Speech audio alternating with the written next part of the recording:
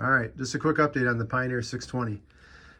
Just put the crankcase halves back together just now, letting it sit.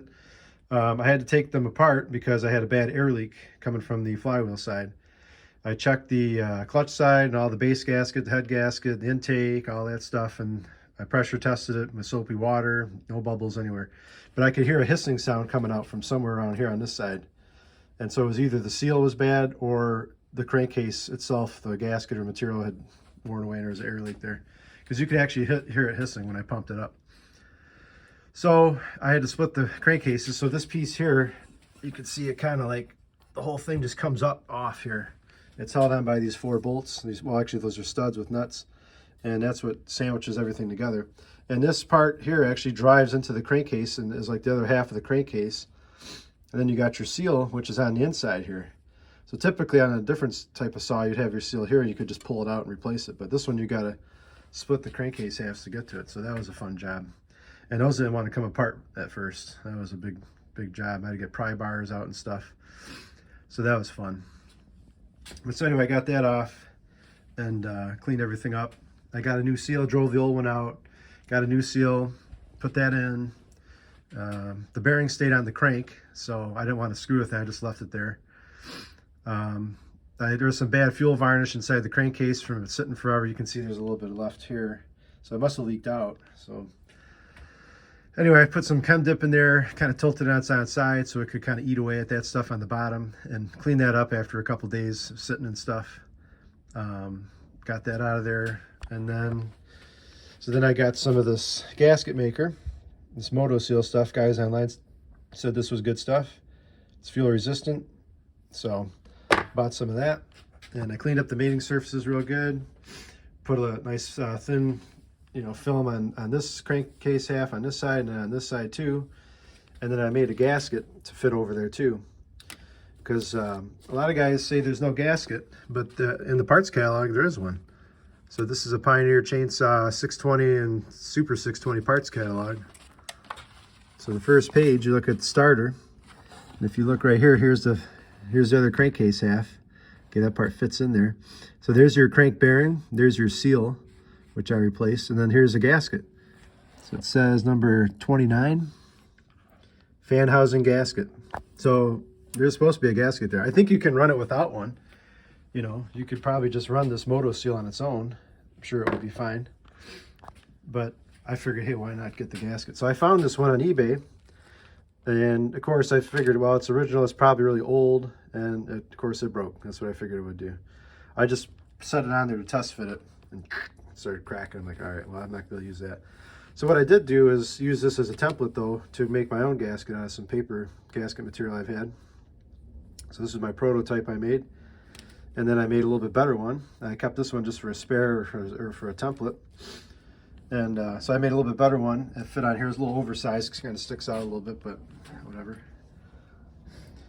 So yeah, I put a thin bead of Moto Seal on this crankcase half and on this side, and then I put the gasket. I put that down first, and then I sandwiched everything together. And then you had to be careful. I put a lot of oil on the crankshaft here and around these keyways, and there's a little shoulder there, a little lip kind of on the crankshaft there. And because I had to fit this down onto the crankshaft and down into the crankcase, but you got to watch the crank seal doesn't get all distorted or ripped or whatever, So I kind of wiggled it real slow, and the oil kind of helped it slide on. So once I got that on, then I just took these blocks of wood, got a few of these, and I just kind of drove around, hit it here, I'd set it in here, hit it there, just kind of kept tapping it around the hammer, and eventually kind of got seated down. Then I had to do a couple more good whacks, and then once I drove it down far enough where these studs were sticking through, I was able to get the nuts on there and then use the nuts to tighten it down. So I put some blue Loctite on these so they don't back off. Sandwiched it down real good, tightened it real good. Looks like it's even. So I think that's good. And then the crankshaft, by pushing all this stuff back and forth, the crankshaft got kind of out of center, so it wouldn't rotate.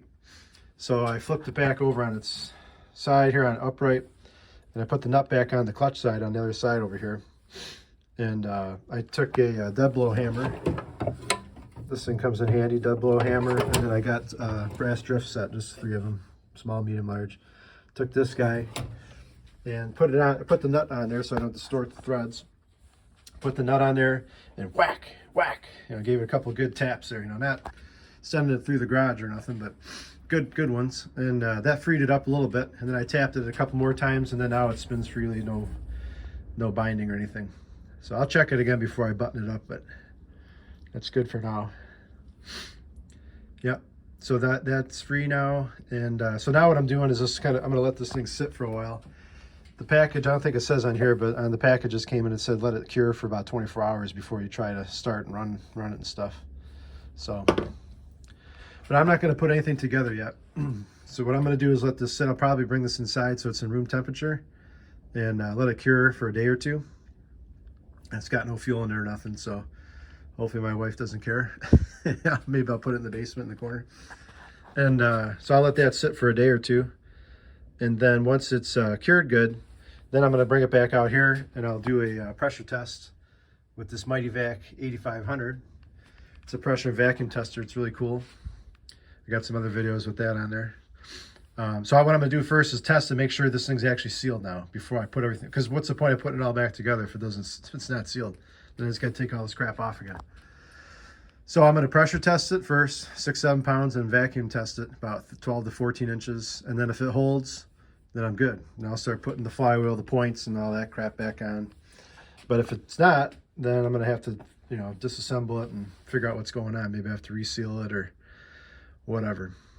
But I'm hoping it's sealed good between using this stuff and a gasket and then a brand new seal. And it fit pretty snug too. This old seal that I had, this looked like it might have been the original one. I don't know, maybe not, but it looks like it. It was kind of sad. It got a little distorted when I tapped it out. You can see it's not quite. See, it's got a little divot there. That's where my screwdriver banging on it to get it out. That's how you drive it out. You got these little slots here. You put your screwdriver in your flathead and start whacking it out on both sides.